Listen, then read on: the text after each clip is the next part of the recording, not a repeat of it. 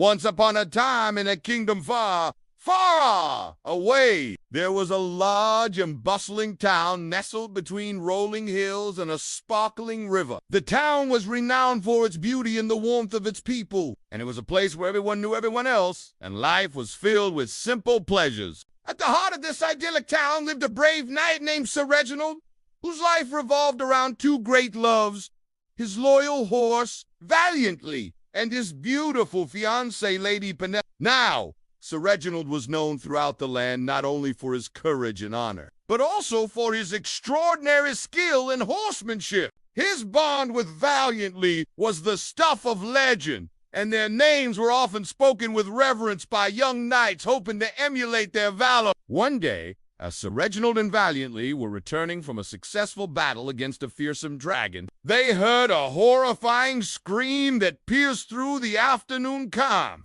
It was a sound of such anguish and despair that it froze the blood in their veins. Without a moment's hesitation, Sir Reginald urged Valiantly into a gallop. His heart pounded in his chest as he raced towards the source of the scream. As they approached the town, they saw a horrible sight. A massive, snarling dog, its eyes burning with a demonic fire, was wreaking havoc in the marketplace, biting and tearing apart everything in sight. People were running for their lives, their screams echoing in the narrow streets as they tried to flee the carnage. In the midst of the destruction, Sir Reginald saw Lady Penelope. She was trapped on the second floor of the town hall, desperately trying to shield herself with a wooden crate as the enraged dog below snarled and paced back and forth, occasionally leaping up and trying to claw at her. Without thinking twice, Sir Reginald spurred Valiantly forward. He had to get to Penelope before that vicious dog reached her. With a mighty leap,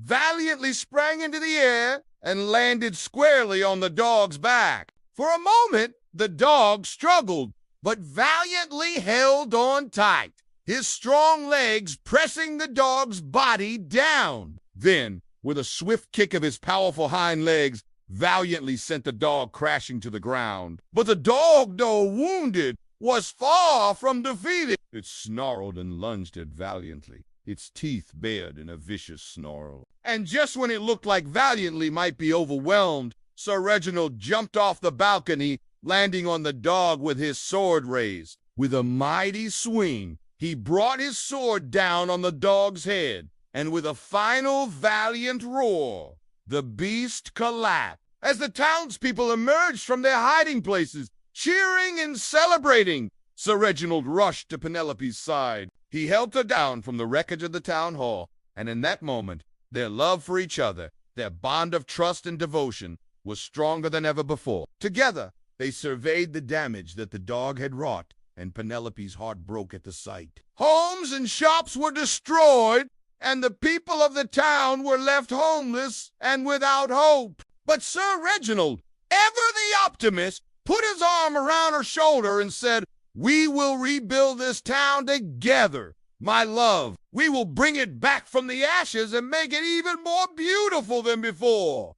And so they did. With the help of the people, they cleared the rubble and began to rebuild. They worked tirelessly, their hands calloused and blistered, their backs aching from the heavy loads they carried. But they never complained. They were too busy bringing hope back to the people of the town, reminding them that even in the darkest of times, love and courage could prevail. And as the town slowly came back to life, Sir Reginald and Penelope stood hand in hand, watching the children play in the streets, the sound of their laughter music to their ears. In that moment, they knew that their love story wasn't just about them. It was about the town, the people, and the unwavering spirit of the brave horse who had saved them all.